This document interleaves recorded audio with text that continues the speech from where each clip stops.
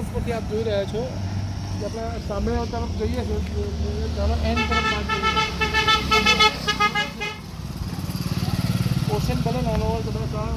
ગાંધીનો ભાગ છે આ જે ગાંધીનો ભાગ છે એ ત્યાંથી અડધો પોણો કિલોમીટર બહાર ગણી શકાય આ જે બેટલ વોર એરિયા છે તેમાં અકબરનું જે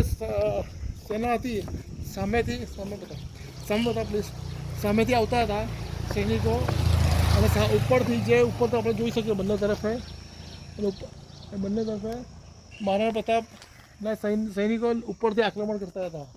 જે નીચેથી જે સેના આવતી હતી એના પ્રવેશમાં નહીં દેવા માટેના તમામ પ્રયત્ન કર્યા હતા તથા ઘણા સૈનિકો નીચે આવીને બાદમાં પછીથી તેમના સૈનિકોને એના પર આક્રમણ કર્યું હતું આપણે જોઈએ નીચે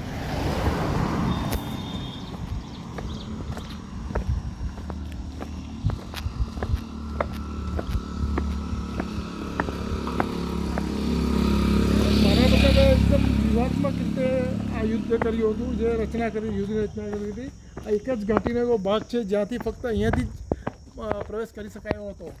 આજે આપ જોઈ શકો છો જે જે કૌ સાકર કહી શકાય જે વળાંક જોઈ શકાય છે તો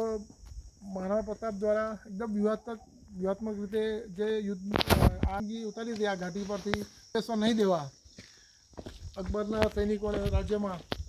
કે આગળ વધારે નુકસાન નહીં પહોંચાડે તે અહીંયાથી અહીંયા જ વોચ રાખવામાં આવી હતી અને અહીંથી જ તેમણે આગળ ગયા હતા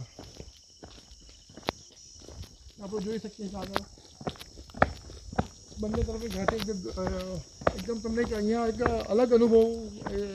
થાય રોચક અનુભવ લાગે છે અહીંયા જ્યારે અમે જઈએ છીએ ત્યારે અમને એવું લાગે છે કંઈ ઇતિહાસ